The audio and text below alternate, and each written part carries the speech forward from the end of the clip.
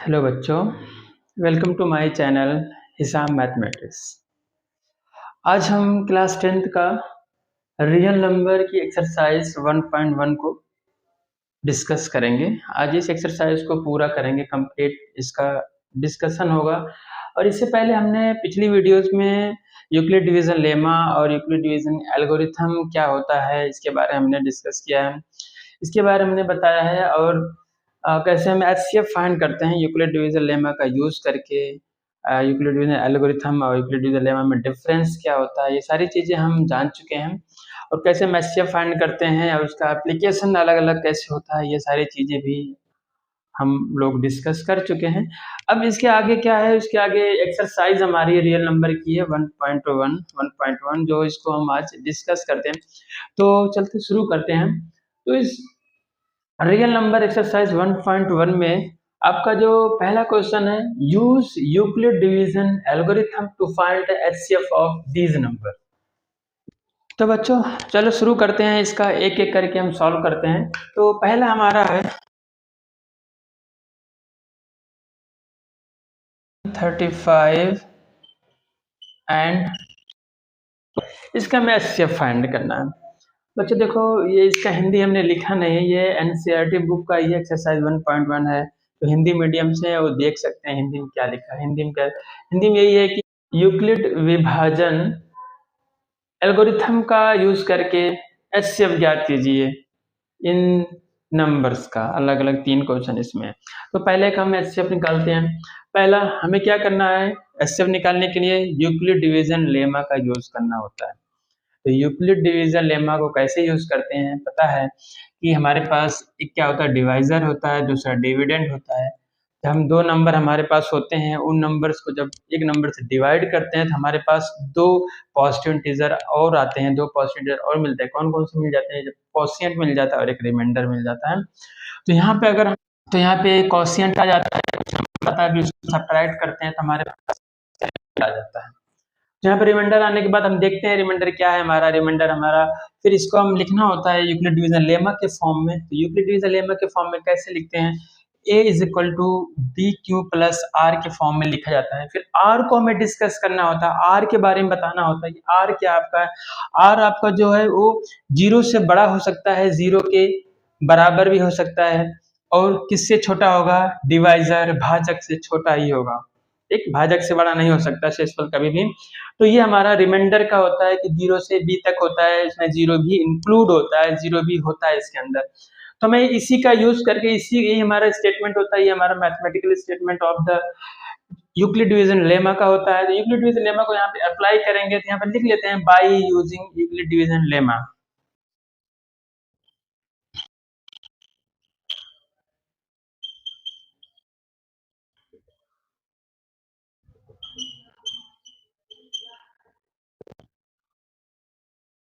by using Euclid's division lemma means Euclid division प्रमेयिका का प्रयोग करने पर, लिख लेते हैं एक बार हिंदी में भी, यूक्लिड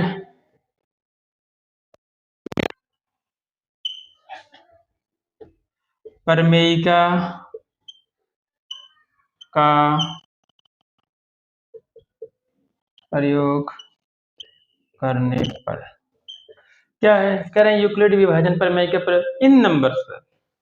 ठीक है, इन नंबर पर यूक्लिड विभाजन प्रमेय का, यूक्लिड डिवीजन लेमा का यूज करेंगे। तो कैसे यूज करते हैं यहाँ पे हम देख लेते हैं।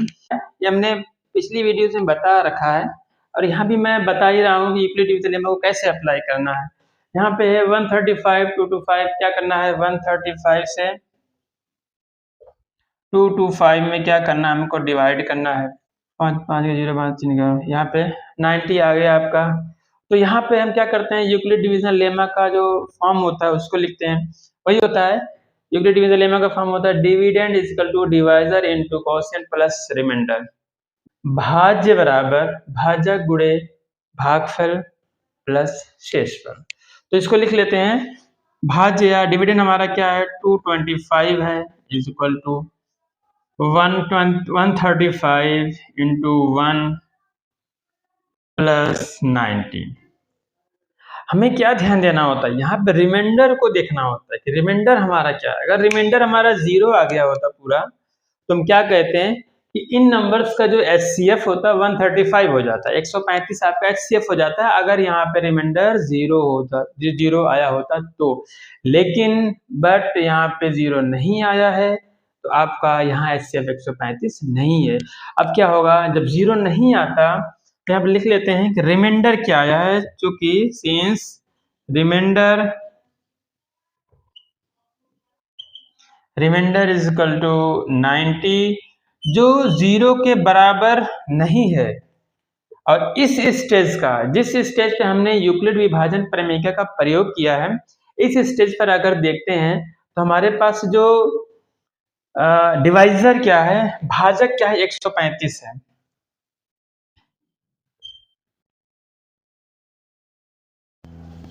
डिवाइजर यहाँ पे हम कहते हैं शेषफल, आई होप यू अंडरस्टैंड।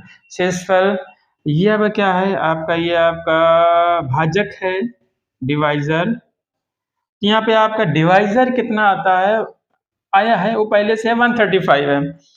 यहाँ जैसे ही हम देखते हैं कि रिमाइंडर हमारा 90 आया, डिवाइजर 135 आया, जो कि रिमाइंडर 0 नहीं आया, तो फिर क्या करते हैं, हमें दो नंबर्स मिल जाते हैं 90 और 135, फिर इस पे यूक्लिड डिवीजन लेमा अप्लाई करते हैं, हमारे पास दो नंबर और लग गया। फिर लिख लेते हैं बाय यूजिंग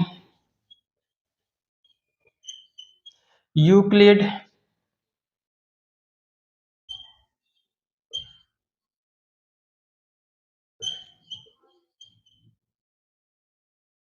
देखो आप अगर गलती से एल्गोरिथम भी लिख लिए यहाँ पे तब भी आपका गलत नहीं होगा, क्योंकि लेमा और यूक्लिड डिवीजन लेमा और यूक्लिड डिवीजन एल्गोरिथम इतना क्लोज होते हैं कि आप यूक्लिड डिवीजन लेमा को यूक्लिड डिवीजन एल्गोरिथम कह देते हैं, कोई फर्क नहीं पड़ता। बायस क्लियर होना चाहिए यूक्लिड और लेमा में क्या डिफरेंस है।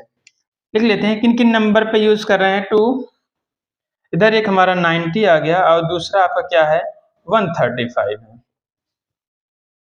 तो हम यूक्लिड डिवीजन 90 90 हिंदी में क्या करेंगे, 90 और 135 पर यूक्लिड विभाजन प्रमेयिका का प्रयोग करने पर, ठीक है, ये आप लिख लेना। फिर इसके बाद अगर इसमें अप्लाई करते हैं तो क्या आता है देखते हैं। तो अप्लाई करने का मतलब ये है कि आपको यहाँ पे 90 से भाग देना होगा 135 में, 45 आ गया आपका, ठीक है। यहाँ भी देख रहे हैं रिमाइंडर 0 नहीं है, अगर इसका फॉर्म हम लिखें यहाँ पे तो क्या हो जाएगा, 135 बराबर 90 गुना 1 प्लस 45। यहाँ पे रिमाइंडर क्या आ गया आपका, फिर से 45 आ गया है, 0 नहीं आया है। इसका मतलब हमें एक बार और लगा के देखना पड़ेगा यूक्लिड लेमा को कि यहाँ पे रिमाइंडर 0 आता है या नहीं आता है। अप्लाई हो गया है, तो यहाँ पे लिख लेते हैं कि रिमाइंडर कितना आया है, फिर इसका इस स्टेज का डिवाइजर क्या है, क्योंकि रिमाइंडर 0 नहीं आया है, हमें फिर से यूक्लिड डिवीजन लेमा का यूज करना पड़ेगा। यहाँ पे आपका रिमाइंडर 45, डिवाइजर आपका 90 था। अब क्या करना है, इनको लिख लेना है कि रिमाइंडर कितना आया है। सिंस रिमाइंडर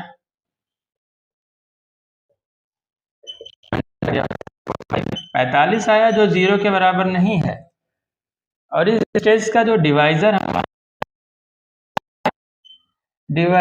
था 90। अब क्या करेंगे, अगेन यूक्लिड विभाजन प्रमेयिका या यूक्लिड डिवीजन लेमा को यूज करना होगा, किस पे, 45 और 90 पर यूज करेंगे। क्या करेंगे यहाँ पे,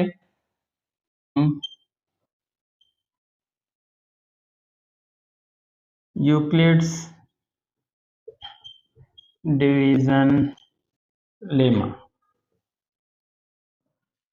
by using Euclid's division lemma, इस पर 45 एंड 90 पर, ठीक है। आप हिंदी में लिख सकते हो कि 45 और 90 पर यूक्लिड विभाजन प्रमेयिका का प्रयोग करने पर। तो कैसे प्रयोग करते हैं पता है आपको, 45 90 में डिवाइड कर देंगे, आ जाएगा 45 दूनी 90, यहाँ पे रिमाइंडर क्या आ गया, 0 आ गया। जिस स्टेज का रिमाइंडर 0 आता है उसी स्टेज का डिवाइजर या भाजक क्या हो जाता है, एचसीएफ हो जाता है। इसका मतलब ये हुआ कि 135 और 225 का जो एचसीएफ आएगा वो 45 आएगा आपका। यहाँ पे लिख लेते हैं 40 गुणे 2 प्लस 0, रिमाइंडर कितना आ गया 0। तो since remainder is equal to 0, और इस स्टेज का डिवाइजर क्या है, लिखने से क्या होता है हमें थोड़ी आसानी हो जाती है आंसर देने में, तो अप्लाई करने में भी बार बार अगर डिवाइजर और रिमाइंडर के बारे में लिख लेते हैं, तो नेक्स्ट स्टेप पे अगर हमारा रिमाइंडर 0 नहीं आता है तो नेक्स्ट स्टेप पे कैसे हमें किन किन नंबर्स पे हमें अप्लाई करना यूक्लिड डिवीजन लेमा, वो आपको थोड़ा आसानी होती है पता करने में कि हाँ इस 45 और इस नंबर पे हमें क्या करना होगा, यूक्लिड डिवीजन लेमा लगा सकते हैं।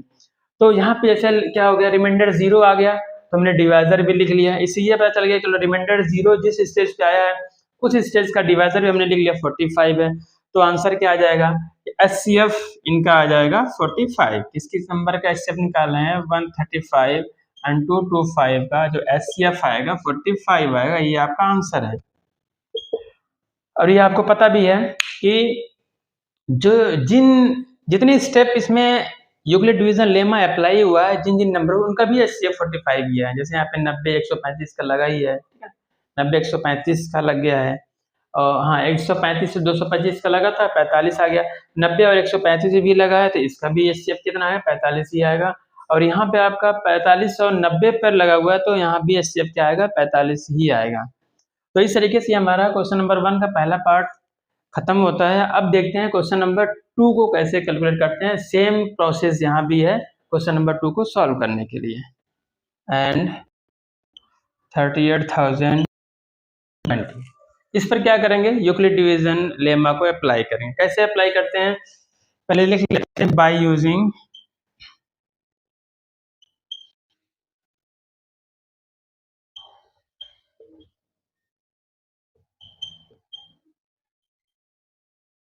लेमा।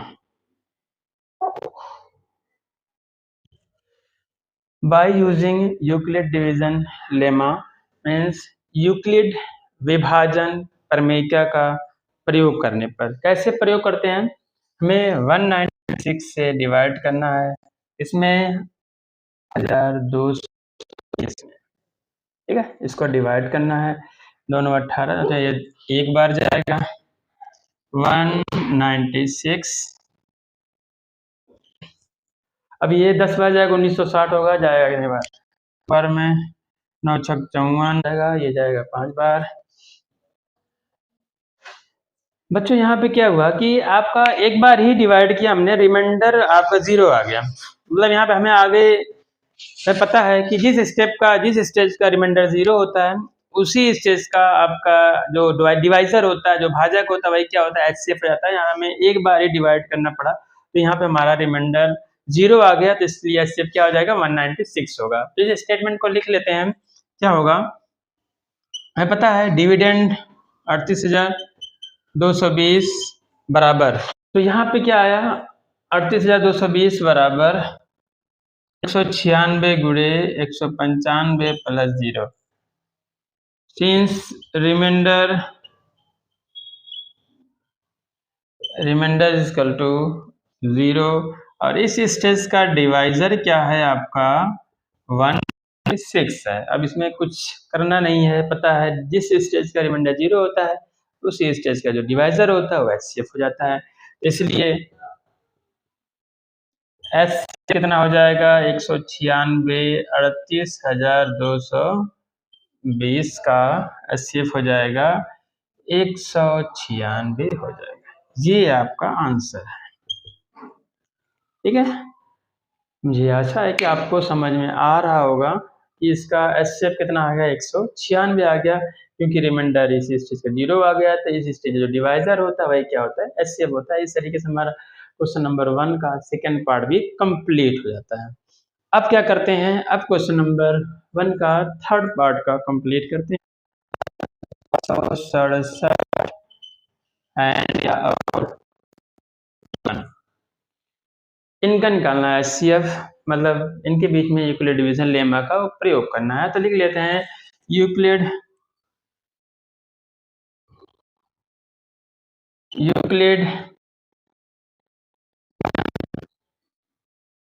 विभाजन प्रमेयिका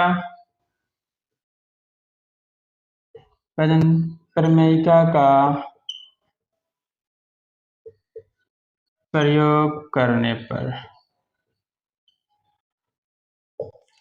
क्या करना है? यूक्लिड विभाजन प्रमेयिका का प्रयोग करने पर किस पर? इन दोनों नंबर पर। By using Euclid division lemma to 867 and 255। ठीक है, इन पर क्या करना है? यूक्लिड डिवीजन लेमा का प्रयोग करना। पता है कैसे करते हैं? छोटा नंबर से बड़े नंबर में डिवाइड कर दो। 255 167 भाग करेंगे, यहाँ पर 102 रिमाइंडर आ रहा है, तो यहाँ पे क्या हो जाएगा? 867 बराबर 255 गुणे 3 प्लस 102, जो कि रिमाइंडर कितना आ गया? 102 आ गया, 2 जीरो के बराबर नहीं है। और यहाँ का डिवाइजर क्या है इस टाइम का? इस स्टेज का डिवाइजर है 255। पता है रिमाइंडर जीरो नहीं आया है, तो फिर से क्या करेंगे? 102 और 255 पर यूक्लिड डिवीजन लेमा का यूज करना है। करेंगे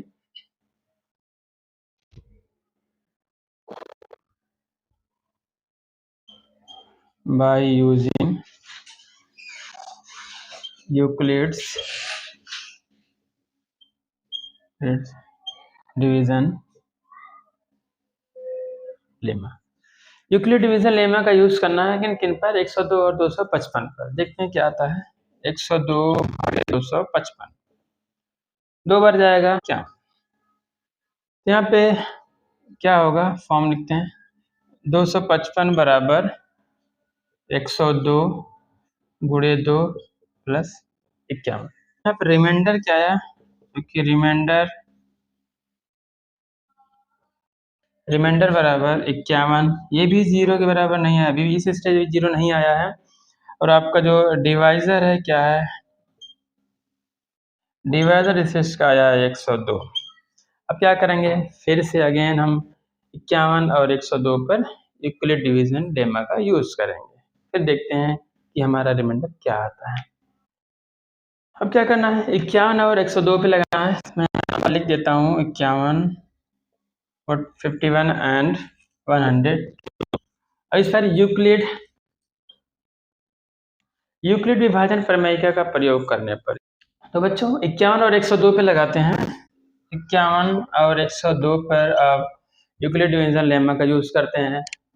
ये जाएगा दो बार, 2 एक का नाम 2, 2 बचे 10, कितना आ गया? 0। 102 बराबर 51 गुणे 2 प्लस 51 गुणे 2 प्लस 0, क्योंकि रिमाइंडर इस स्टेज का क्या आ गया है? मतलब शेषफल क्या आ गया है? शेषफल आ गया 0। और इस स्टेज का डिवाइजर क्या है? मतलब भाजक क्या है आपका? भाजक है 51। तो कह सकते हैं कि इसलिए HCF हो जाए इन नंबर से क्या आएगा? इसका किसका निकाल लेते हैं? 867 और 255, इनका HCF होगा 51। ये आपका आंसर है। तो इसका HCF 51 आ गया। इस तरीके से ये क्वेश्चन नंबर 1 क्या होता है? कंप्लीट होता है। ठीक है, अब देखते हैं क्वेश्चन नंबर 2 को कैसे सॉल्व। तो बच्चों ये एक हमारी एक्सरसाइज 1.1 का क्वेश्चन नंबर 2 है। Show that any positive odd integer is of the form 6q plus 1 और 6q plus 3 और 6q plus 5 where q is some integer. दर्शाइए कि कोई भी धनात्मक विषम पूर्णांक 6q plus 1 या 6q plus 3 या 6q plus 5 के रूप का होता है, जहाँ q कोई पूर्णांक है यानी इंटीजर, कोई सम इंटीजर है। तो यहाँ पे क्या करना है? हमें प्रूफ करना है सिर्फ odd integer, positive odd integer के लिए प्रूफ करना है। और किस फॉर्म में दिखाना है?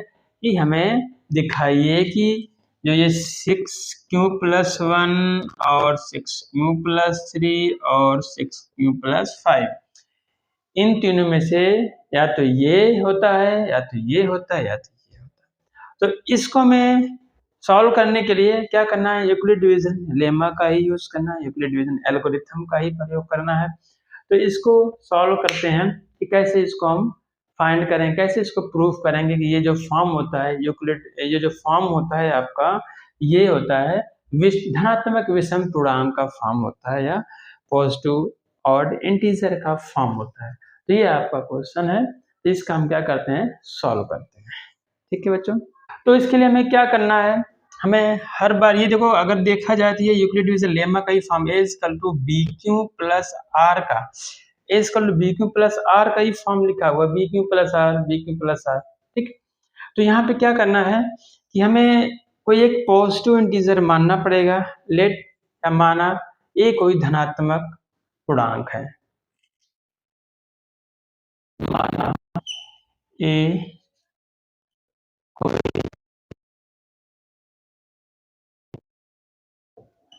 कोई धनात्मक पूर्णांक है। क्या माना, माना ए कोई धनात्मक पूर्णांक है, let A B any positive integer,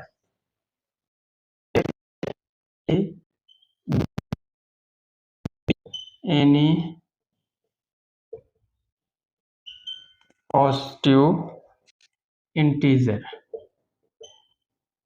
क्या है, एक हमने कोई पॉजिटिव इंटीजर लेट कर लिया, मान लिया। अब बी यहाँ पे क्या हो जाएगा आपका, बी 6 हो जाएगा। ठीक है, सिंपल से पूछे तो बी इक्वल टू 6 यहाँ पे हो जाएगा। अब आपको क्या करना है, एक पॉजिटिव इंटीजर ए है, दूसरा पॉजिटिव इंटीजर 6 है, तो A equal to B Q plus R का फॉर्म लिख देना है यहाँ पे। तो क्या हो जाएगा, A equal to B, B की जगह क्या है 6 क्यू प्लस आर। अब आपको यहाँ पे आर के बारे में बताना होगा कि आर हमारा कहाँ से कहाँ तक है। जो आपका यहाँ पे आर है वो पता है, 0 से बड़ा, 0 के बराबर, और छोटा किससे होगा, इस डिवाइजर से 6 से। अब यहाँ पे आपको और एक आर की पॉसिबल वैल्यू देखनी होगी, आर की वैल्यू क्या क्या होता है, 0 से लेके 6 के बीच में पूरी जो इंटीजर होते हैं सब हो जाएंगे। तो जो पॉसिबल वैल्यू होगी आर की, तो पॉसिबल वैल्यू आर की क्या हो जाएगी, 0 होगा, या फिर क्या होगा, या और 1 भी हो सकता है, या 2 3 4 5, क्योंकि 0 और 6 के बीच में यही सब इंटीजर है, 0 इंक्लूडेड है यहाँ पे, तो आपका ये सारे नंबर आपके और करके लिख सकते हैं। ये है पॉसिबल वैल्यू। अब हमें क्या करना है, आर इजकल टू एक बार 0 रख के इस पे देखेंगे कि क्या फॉर्म आता है, वो इवन है कि ऑड है। तो पहली बार में क्या करते हैं कि हम ले लेते हैं if R is equal to 0, तो इसमें फॉर्म में लिखते हैं तो आ जाएगा A is equal to 6 Q plus 0। अब ये आपका आ गया 6 क्यू। अब 6 क्यू में लिख सकते हैं 2 इंटू 3 क्यू, हमने पिछले लेक्चर में बता भी दिया, अगर मल्टीपल ऑफ 2 है या 2 का गुणज है तो क्या होता है, ये हमारा इवन नंबर हो जाता है, मतलब ये हमारा इवन होगा।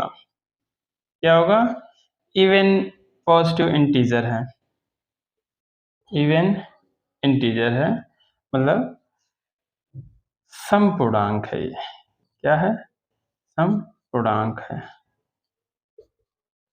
मतलब 6 क्यों हमारा ऑड इंटीजर का फॉर्म नहीं है, और इंटीजर का फॉर्म हो सकता है ये तीनों में से, ये तीनों आएगा।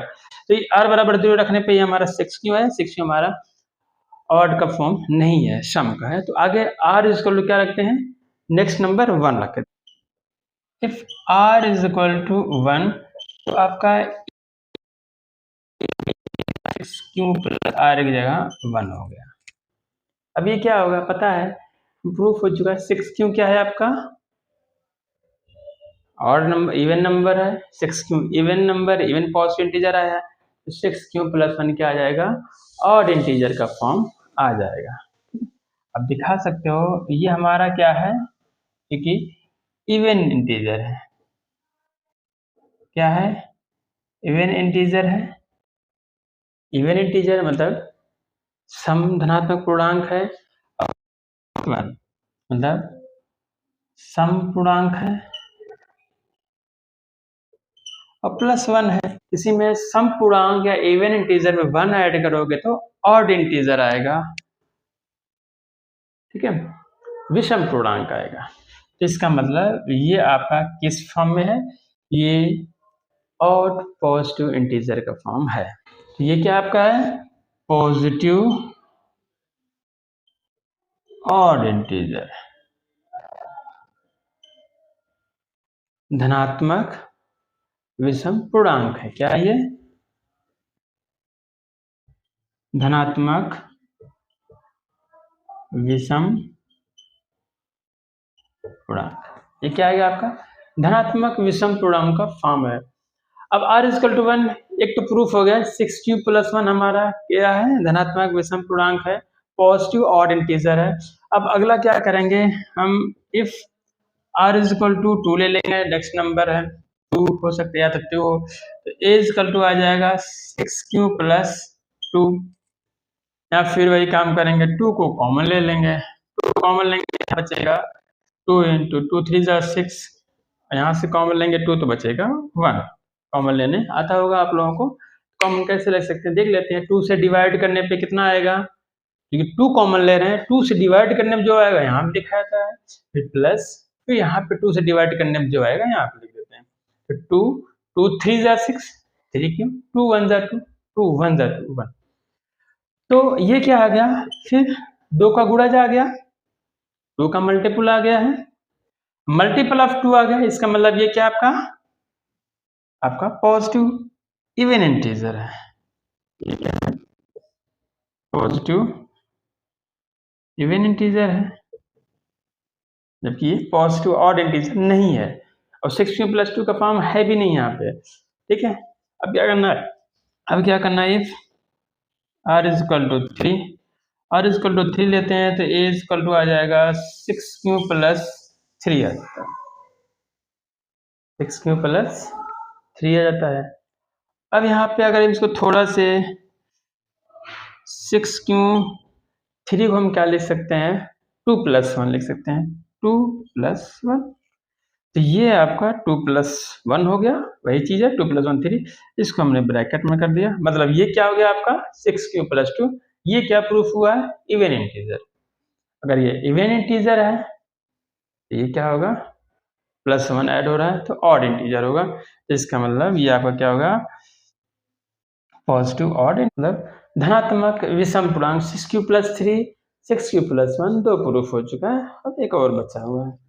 तो ये यहाँ तक समझ में आया, r=3 वैल्यू हो गई, 0 1 2 3 4 5 तक है, 3 हमने ले लिया, अब r=4 को लगा के देख लेते हैं, ठीक है।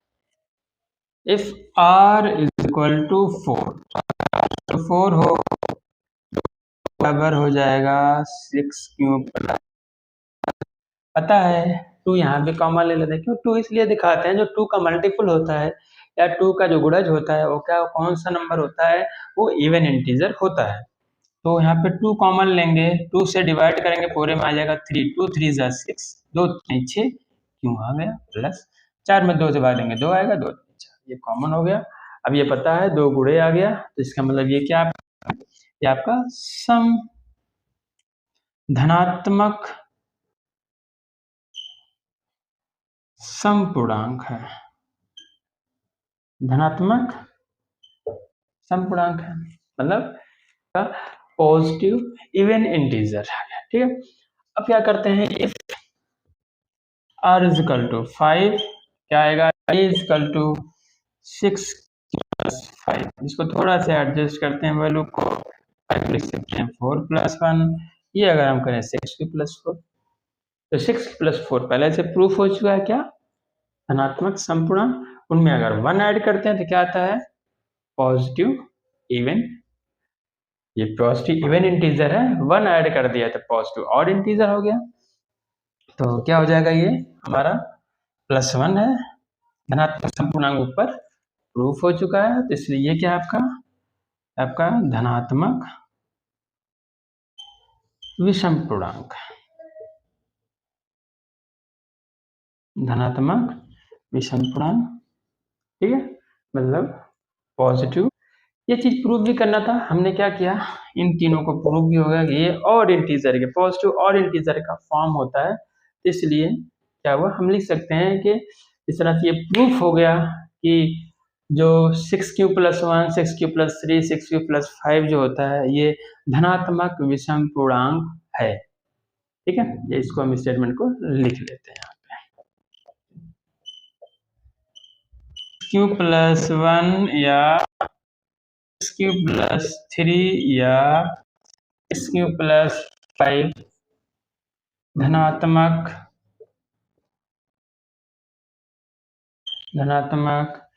विषम पूर्णांक का रूप है। तो इस तरीके से क्या हुआ, ये आपका प्रूफ होगा। ये बताना भी था, यहाँ बता भी दिया गया 6q+1, 6q+3, 6q+5 ये सब क्या हो सकते हैं, ये ऑड पॉजिटिव इंटीजर का फॉर्म है। इस तरीके से आप क्वेश्चन नंबर 2 कंप्लीट होता है। अब क्वेश्चन नंबर 3 को सॉल्व करते हैं। तो बच्चों ये एक्सरसाइज 1.1 का क्वेश्चन नंबर 3 है आपका, कि an army contingent of 660 members is to march behind an army band of 32 members. In a parade, the two groups are to march in the same number of columns in which they can march. किसी parade में 616 सदस्यों वाली एक सेना army की टुकड़ी को 32 सदस्यों वाली एक आर्मी बैंड के पीछे मार्च करना है, मतलब परेड करना है। दोनों समूहों को समान संख्या वाले स्तंभों में मार्च करना है। उन स्तंभों की अधिकतम संख्या क्या है, मतलब यहाँ पे कुछ 616 इसमें क्या है, मेंबर्स हैं, एक आर्मी की सेना है, सेना जिसमें 616 क्या है, सदस्य हैं। इनको परेड करना है 32 सदस्यों वाले एक आर्मी बैंड के पीछे। तो कह रहे हैं कितने मैक्सिमम आपके कितने लाइन या कितने मैक्सिमम स्तंभों में या कितने कॉलम में ये परेड कर सकते हैं, मैक्सिमम नंबर ऑफ कितने कॉलम होंगे। तो इसको करने का बस क्या है कि दो नंबर 32 और 616 है, इनका क्या निकालना पड़ेगा, हमें एचसीएफ निकालना होगा, ठीक। कौन कौन से नंबर है, एक 32 है और क्या है 616 है। इनका जो एचसीएफ आएगा वही मैक्सिमम नंबर ऑफ कॉलम आएगा जिनमें वो परेड करेंगे। स्तंभों की अधिकतम संख्या क्या आएगी, स्तंभों की अधिकतम स्तंभों की जो अधिकतम संख्या जो एचसीएफ निकालना होगा 32 एंड 16 का। स्तंभों की अधिकतम संख्या क्या आएगी, एचसीएफ आएगा इन दोनों का, नंबर ऑफ कॉलम, ठीक है, मैक्सिमम नंबर ऑफ कॉलम निकालना जो इसका एचसीएफ। हम क्या करें, यूक्लिड डिवीजन लेमा का यूज कर लेंगे। बाय यूजिंग क्या करना पड़ेगा हमें, बाय यूजिंग यूक्लिड्स डिवीजन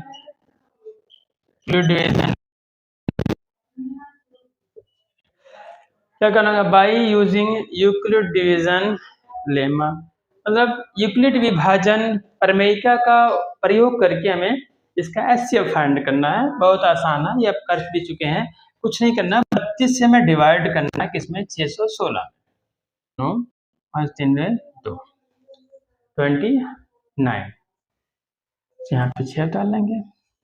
अब यहाँ पे क्या होगा आपका 616 बराबर 32 गुणे 19 प्लस 8। यहाँ पे देख रहे हैं रिमाइंडर 8 आ रहा है, रिमाइंडर अगर 8 आ रहा है तो यहाँ पर आपका डिवाइजर 32 है, तो एक बार फिर से क्या करना होगा, 8 गुणे 32, तो 8 चौक 32, कितना 0। तो इसका मतलब हम यहाँ पे 32 को लिख सकते हैं 8 गुणे 4 प्लस 0। फिर से हमने क्या किया है, 32 और 8 पे यूक्लिड डिवीजन लेमा को अप्लाई कर दिया है। तो यहाँ पे एचसीएफ क्या आएगा इसका, हमें एचसीएफ आ गया 32 और 616 का 8 आ गया, क्योंकि इस समय का डिवाइजर क्या है 8 है। मैक्सिमम नंबर ऑफ कॉलम कितने हो जाएंगे 8 आ जाएंगे, मतलब आपका आंसर क्या आएगा, स्तंभों की अधिकतम संख्या क्या आ जाएगी 8 आएगी। मतलब मैक्सिमम नंबर ऑफ कॉलम जिसमें वो परेड करेंगे कितनी आएगी 8 कॉलम आएंगे, 8 कॉलम में। तो आंसर आपका होगा मैक्सिमम नंबर ऑफ कॉलम जिसमें वो परेड करें कितना आएगा 8 आएगा। स्तंभों का अधिकतम संख्या कितनी आएगी 8 आ जाएगी, तो ये आंसर होगा। कितनी 8 आ गया, ये हमारा हो गया आंसर। इस तरीके से क्वेश्चन नंबर 3 हमारा कंप्लीट होता है। अब देखते हैं क्वेश्चन नंबर 4 में क्या है। बच्चों ये एक्सरसाइज 1.1 का क्वेश्चन नंबर 4 है। Use Euclid's division lemma to show that the square of any positive integer is either of the form 3m or 3m plus 1 for some integer m। Euclid विभाजन प्रमेयिका का प्रयोग करके दर्शाइए कि किसी धनात्मक पूर्णांक का वर्ग किसी पूर्णांक m के लिए 3m या 3m plus 1 के रूप का होता है।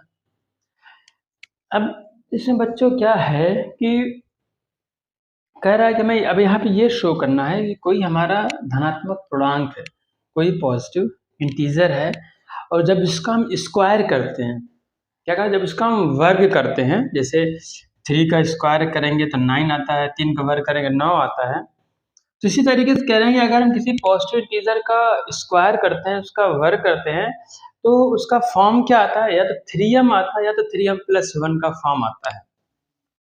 तो ये हमें इसको शो करना है। तो क्या करना है, इसको भी हमें यूक्लिड डिवीजन लेमा का ही यूज करके प्रूफ करना है। सबसे पहला क्या है, मानना पड़ेगा, यहाँ पे हम सॉल्व कर लेते हैं। सबसे पहले हमें क्या मानना पड़ेगा, माना कोई ए धनात्मक पूर्णांक है, माना ए कोई धनात्मक पूर्णांक है, let A B any positive integer. क्या है, let A B any positive integer. अब बी क्या होगा आपका, यहाँ पे बी इजकल टू, इसके हिसाब से ले लेते हैं, बी इजकल टू 3 हो जाएगा, यहाँ पे बी इजकल टू आपका 3 हो जाएगा। तो अब क्या करना है, ए और बी इजकल टू 3 पर हमें यूक्लिड डिवीजन लेमा का उपयोग करना है, उसका प्रयोग करना है। तो क्या आ जाएगा यहाँ पे, ए इजकल टू बी क्यू में क्या है 3 है प्लस आर। अब यहाँ पे देखना होगा आर की वैल्यू कहाँ से कहाँ तक होगी, आर जो होगा greater than equal to 0 and less than B मतलब 3। तो आर की जो पॉसिबल वैल्यू होगी आपकी 0 होगी, 1 होगी और 2 हो सकती है, 0 1 2 3 वैल्यू हो सकती है। क्या करेंगे हम, ये हमारे पास 3 केस आ जाएंगे, तो हम एक एक करके देख लेते हैं। तो केस 1 में क्या है हमारा, या जो भी केस 1 में आर इजकल टू, पहले हम क्या, आर इजकल टू 0, तो आर की वैल्यू 0 ले लेते हैं, are is equal to 3q plus 0 यहाँ पे लिख देते हैं, आर की जगह 0 लिख देते हैं। और ए की इजकल टू क्या हो जाएगा 3q, A is equal to 3q आ गया। अब देखो आपको क्वेश्चन में क्या कह रहा है कि कोई पॉजिटिव इंटीजर है, कोई धनात्मक पूर्णांक का वर्ग करने पर उसका फॉर्म क्या होता है 3m होता है या फिर 3m प्लस 1 के फॉर्म का होता है। तो अब क्या करना है, क्योंकि अभी ये हमारा क्या है, कोई पॉजिटिव इंटीजर है, कोई धनात्मक पूर्णांक है, ये ए हमारा। अभी क्या करना पड़ेगा, अब इनका वर्ग करना पड़ेगा, इनका स्क्वायर करना पड़ेगा दोनों पक्षों का। ठीक है, ये क्या करना पड़ेगा, स्क्वायरिंग करनी पड़ेगी, दोनों पक्षों क्या करना, वर्ग करना पड़ेगा। तो दोनों पक्षों का वर्ग करते हैं, ए का वर्ग करेंगे, ए का वर्ग आएगा ए स्क्वायर इसका लो, फिर 3 का वर्ग करेंगे 3q का वर्ग। ठीक है, हमने क्या किया यहाँ पे, वर्ग करने पर, ठीक है ना, स्क्वायर बोथ साइड, दोनों पक्षों का वर्ग कर लिया तो क्या आ जाएगा, ए का वर्ग बराबर 3 का वर्ग क्या होगा 9, क्यू का वर्ग क्यू का स्क्वायर, ए का वर्ग और क्यू का वर्ग स्क्वायर 9 क्यू का स्क्वायर। अब क्या है कि हमें इसके फॉर्म में दिखाना है 3m या 3m+1। हमारे पास सिर्फ एक ही नंबर 3 आना चाहिए, यहाँ पे 9 आना, क्या करेंगे एक बार इसके फॉर्म में 3 पहले लिए, 3 3 9 होता है, ये आपका हो जाएगा 3 इंटू क्या बचेगा यहाँ पे 3 क्यू का स्क्वायर। आप देख सकते हैं कुछ नहीं किया हमने, 9 को 3 इंटू 3 लिख सकते हैं इंटू क्यू स्क्वायर। अब इसको हम क्या मान लेंगे, किसी यम के लिए, कोई पूर्णांक यम है जिसके लिए क्या करेंगे हम इसको पूरे को m कंसीडर कर लेंगे, यहाँ पे हो जाएगा इज इक्वल टू, आपका यहाँ हो जाएगा इज इक्वल टू 3m। तो आपको बताना पड़ेगा कि यहाँ पे m क्या है, जहाँ m एक धनात्मक पूर्णांक ऐसा है कि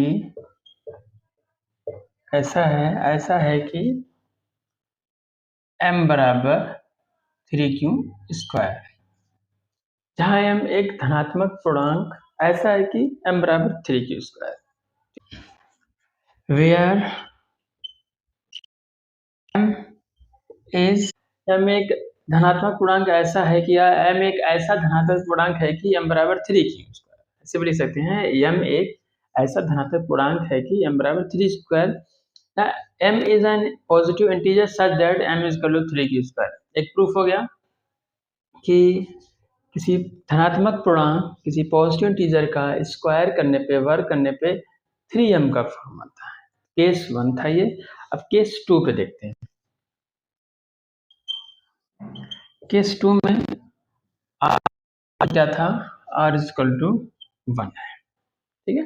केस 2 में r इज इक्वल टू 1 है, आपका a इज इक्वल टू क्या हो जाएगा, equal to 3q plus 1, a is equal to 3q plus 1।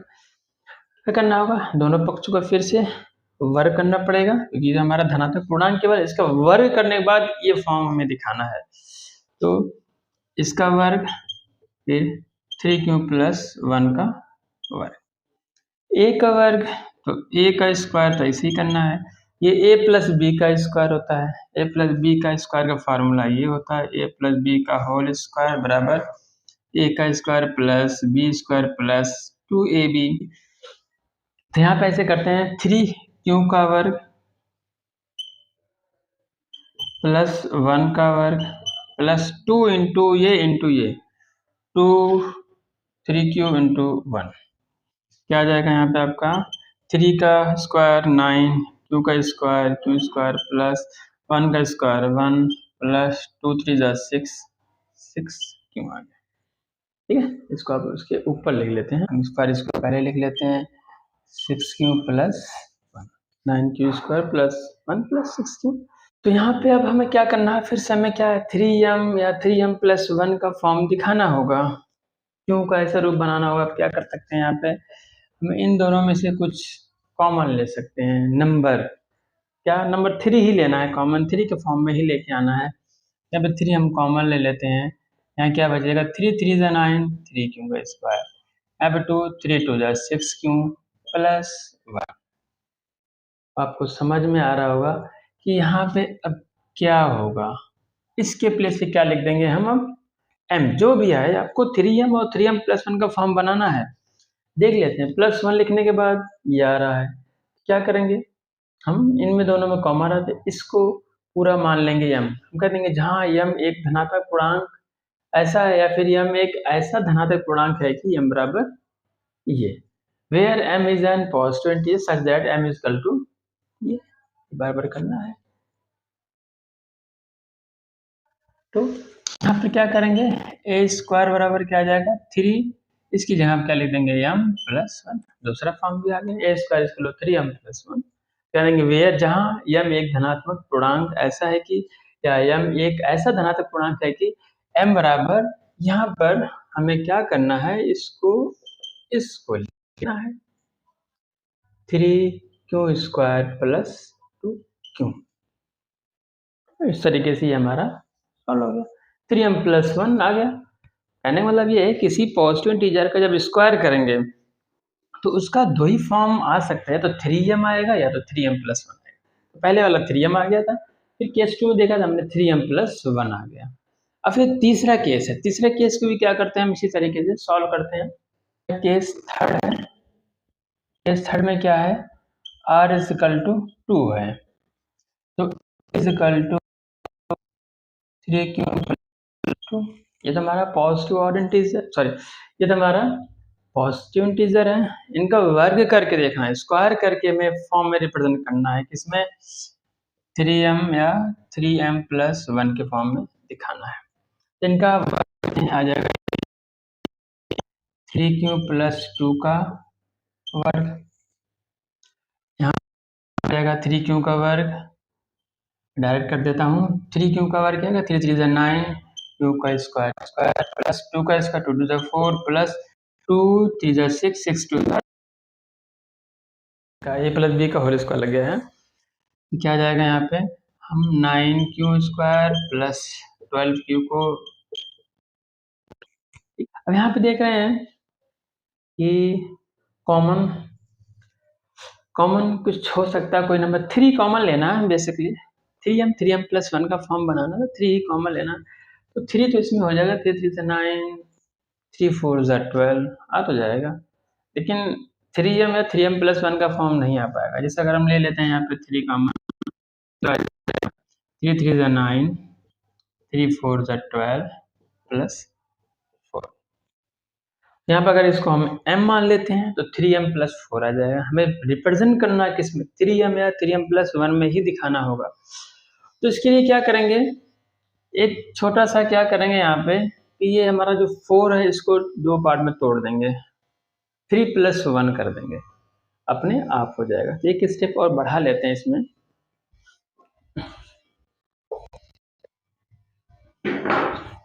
तो एक स्टेप बढ़ाएंगे, ये 9q² + 12q, यहाँ पे ये 4 को हम 3+1 कर देते हैं। अब हम क्या करते हैं, यहाँ तक 3 कॉमन ले सकते हैं, 1 हमारा ये फॉर्म आ जाएगा।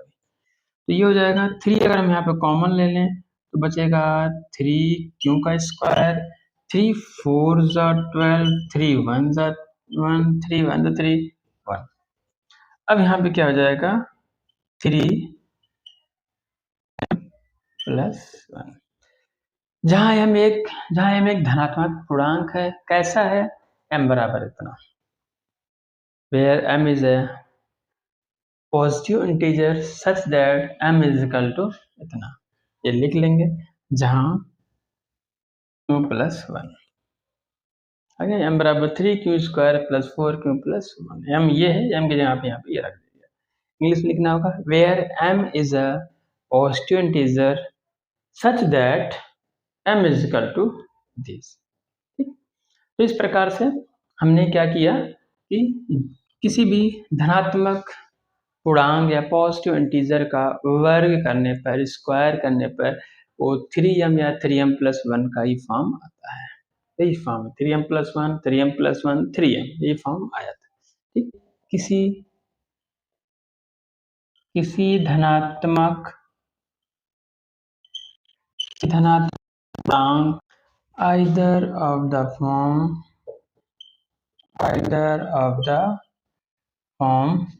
क्या होगा 3m और 3m+1। इस प्रकार से ये हमारा क्वेश्चन कंप्लीट होता है। अब देखते हैं क्वेश्चन नंबर 5 में क्या है। तो बच्चों ये हमारा एक्सरसाइज 1.1 का लास्ट क्वेश्चन है, नंबर 5 है। कह रहे इसमें use Euclid division lemma to show that the cube of any positive integer is of the form 9m+1 और 9m+8। कि यहाँ पे कह रहा है कि यूक्लिड डिवीजन लेमा का यूज करके आप दर्शाइए या आप दिखाइए कि किसी धनात्मक पूर्णांक, किसी पॉजिटिव इंटीजर का, यहाँ पे पिछले क्वेश्चन में क्वेश्चन नंबर 4 में क्या था, स्क्वायर करना था, वर्ग करके बताना था, जबकि यहाँ पे वर्ग ना करके यहाँ पे क्यूब किया है, आपको घन निकालने की बात कर रहा। ये किसी नंबर का, किसी धनात्मक पूर्णांक का घन करने पर इस फॉर्म में आ सकता, कह रहा ये फॉर्म होगा या तो 9m प्लस 1 या 9m प्लस 8 होगा। कह रहा किसी पॉजिटिव इंटीजर का क्यूब करने पर वो किस फॉर्म में आएगा, 9m प्लस 1 और 9m प्लस 8 आता है। जैसे हमने स्क्वायर किया था इसी तरह हमें क्यूब का, जैसे 2 का क्यूब क्या होता है, 2 इंटू 2 इंटू 2 मतलब 8 आता है। इस तरीके से किसी कोई हम पॉजिटिव इंटीजर लेट कर लेंगे, वही ए लेट कर लेंगे। हाँ, तो यहाँ पे क्या करना है कि लेट कर लेंगे, माना ए कोई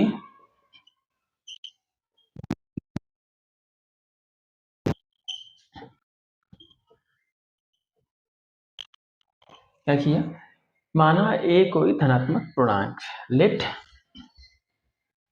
A B any positive integer, let A B any positive integer, और बी को क्या लेट कर लेंगे, 3 कर लेंगे। तो अब क्या करना होगा, अब हमें यूक्लिड डिवीजन लेमा यूज करना होगा। यूक्लिड डिवीजन लेमा यूज करेंगे तो क्या आ जाएगा, यहाँ पे यूक्लिड डिवीजन लेमा यूज करेंगे, bye using Euclid division lemma आप लिख सकते हैं। क्या आ जाएगा आपका, ए इजकल टू डी क्या है, 3q प्लस आर। अब यहाँ पे आप आर की वैल्यू क्या है, जो है आपका greater than equal to 0 and less than 3। तो आर की पॉसिबल वैल्यू क्या हो सकती है, आर इजकल टू आपका 0 होगा, या तो 1 हो सकता है, तो 2 हो सकता है। कहने का मतलब यह है, यहाँ पे भी कितने केस बनेंगे, 3 केस बनेंगे। तीनों केस में आपको दिखाना होगा कि जो इनका क्यूब करने पर, तीनों केस में इसकी वैल्यू रखी जाएगी, यहाँ पे एक बार आर की वैल्यू 0 रख के फिर इनका क्यूब करेंगे, फिर देखेंगे कि इसमें से कोई फॉर्म बन रहा है, किसमें किसमें रिप्रेजेंट करना है,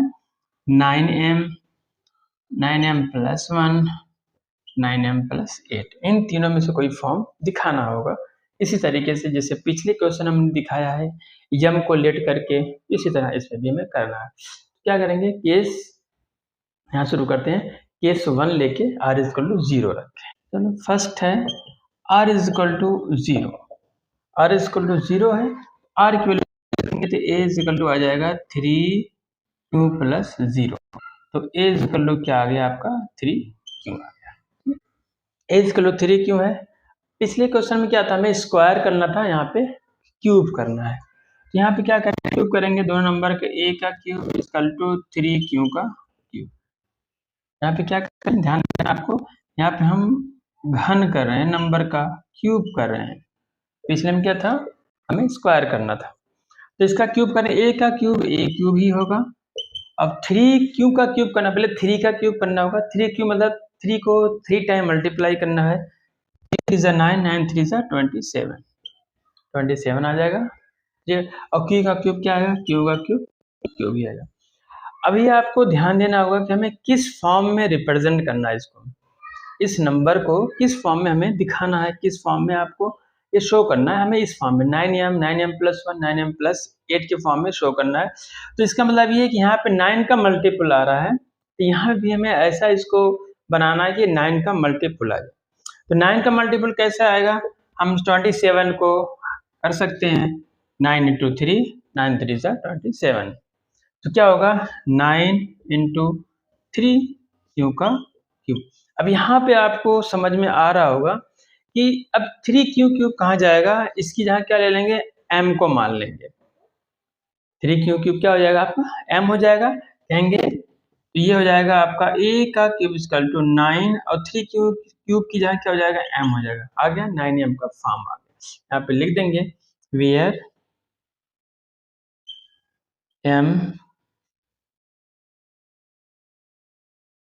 m is a positive integer, m क्या है, पॉजिटिव इंटीजर है, सच दैट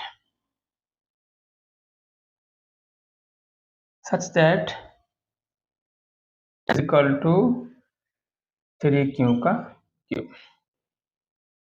यम एक धनात्मक पूर्णांक या ऐसा धनात्मक पूर्णांक है कि m बराबर 0। अब आपका केस सेकंड क्या है? केस सेकंड में r इज इक्वल टू 1 है, r इज इक्वल टू 1 है, तो a equal to 3q plus 1। अब क्या करेंगे? वही काम, इनका क्यूब करेंगे दोनों पक्षों का। a का cube is equal to 3q plus 1 का क्यूब। a प्लस बी का होल क्यूब का फार्मूला आपको पता होना चाहिए। a प्लस बी का मैं यहाँ लिख देता हूँ, भी अप्लाई कर देंगे।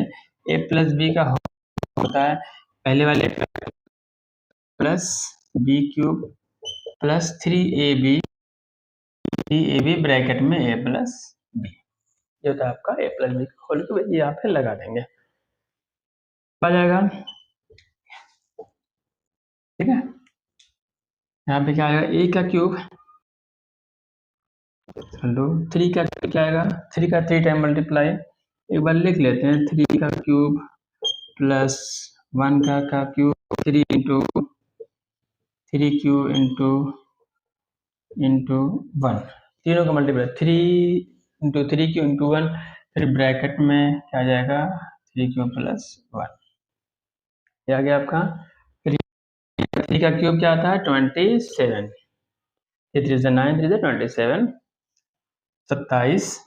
क्यू का क्यूब क्यू क्यूब प्लस 1 का क्यूब 1, 3 3 जा 9, 3 3 जा 9, Q into 1, 9 Q into 1, 9 Q ही होगा। ब्रैकेट में क्या आएगा? 3q plus 1। यहाँ पे क्या आ जाएगा आपका? अब एडजस्ट कर लेते हैं। 27q का क्यूब प्लस 1 को लास्ट में लेते हैं। 9q का यहाँ से मल्टीप्लाई करेंगे, 9 3 जा 27, 27q क्यू इंटू क्यू का स्क्वायर प्लस 9q का multiply 9q plus 1।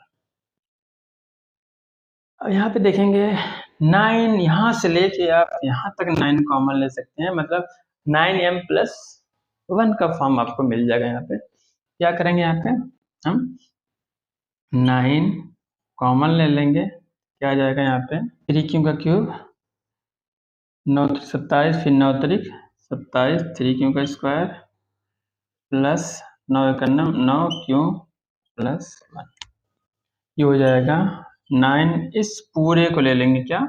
m, 9m plus 1, जहाँ m एक ऐसा धनात्मक पूर्णांक है कि m बराबर, अब इसको लिखना होगा 3q का क्यूब प्लस 3q का स्क्वायर प्लस q। एक केस नंबर 2, यहाँ पे हमें 9m प्लस 1 का फॉर्म आ गया। तीसरा केस क्या है? r इक्वल टू 2 रख के देखते हैं, तो आप इसको क्या कर लें? नोट डाउन कर लें। थर्ड क्या है? r इक्वल टू 2, आपका इक्वल टू क्या करना पड़ेगा? वही क्यूब करना होगा, घन करना होगा, तो a equal to 3q plus 2 का क्यूब, ये लिख लेते हैं, निकलते हैं प्लस बी का होल क्यूब फार्मूला आ जाएगा। 3 का क्यूब 27, क्यू का क्यूब 2 का क्यूब क्या आएगा?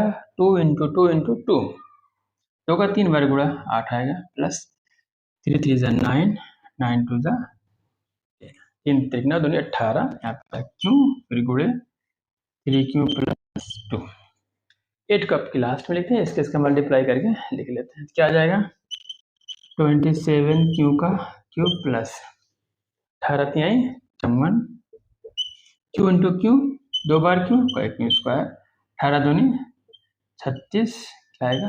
Q plus 8। बहुत आसान है, हमें हमारे पास है इस फॉर्म में दिखाना था 3m या 3m प्लस 1, या फिर क्या दिखाना? 3m प्लस 8 के फॉर्म में, 8 तो है ही हमारे पास। अब इनमें 9 का फैक्टर लिखना, 9 का कॉमन लेना, यहाँ से आते 9 कॉमन हो सकता है, 9 3 27, 9 6 54, 9 4 36, यहाँ पे 9 कॉमन हो जाएगा, क्या बचेगा? 9 3 27 की क्यूब, 9 6 54, 9 4 36 प्लस 8, तो यहाँ से आपका 9 ये पूरी क्या हो जाएगा, m के जगह पर हो जाएगा +8 कहेंगे, जहाँ m एक ऐसा धनात्मक पूर्णांक है कि m बराबर 3q का क्यूब, फिर इसको लिख लेते हैं यहाँ पे 3q का cube plus 6q square plus 4q, फिर m इज है positive integer such that m बराबर ये 9m + 8 का फॉर्म का भी आ गया। इसका मतलब ये है कि किसी भी पॉजिटिव इंटीजर का आप क्यूब करते हो वो किस फॉर्म का होता है, 3m या 3m+1 या 3m+8 आता है। ये हमारा क्वेश्चन कंप्लीट हुआ। आप स्टेटमेंट लिख सकते हैं, स्टेटमेंट में लिख सकते हैं therefore the cube of any positive integer is the form of 3m और 3m+1 और 3m+8। ठीक, हम ये लिख सकते हैं, इसलिए किसी भी धनात्मक पूर्णांक का घन 3m या 3m+1 या 3m+8 का रूप होगा। तो ये आप इस तरीके से लिख सकते हैं। इस तरीके से ये हमारा यहाँ पे एक्सरसाइज 1.1 जो है कंप्लीट होता है। तो अगला वीडियो जो बनेगा मैं नेक्स्ट लेक्चर का जो 1.2 एक्सरसाइज के लिए है उसका जो कॉन्सेप्ट होगा उसके बारे में, वो कॉन्सेप्ट स्टार्ट होता है फंडामेंटल थ्योरम ऑफ अरिथमेटिक्स। ठीक है, अंकगणित की आधारभूत प्रमेय, जो नेक्स्ट लेक्चर में इसको आपको हम डिस्कस करेंगे, उसके बारे में डिस्कस करेंगे, उसके बाद फिर उसकी एक्सरसाइज और एग्जाम्पल वगैरह सॉल्व करेंगे। तो आज यहीं तक। ओके बच्चों, हैव ए नाइस डे।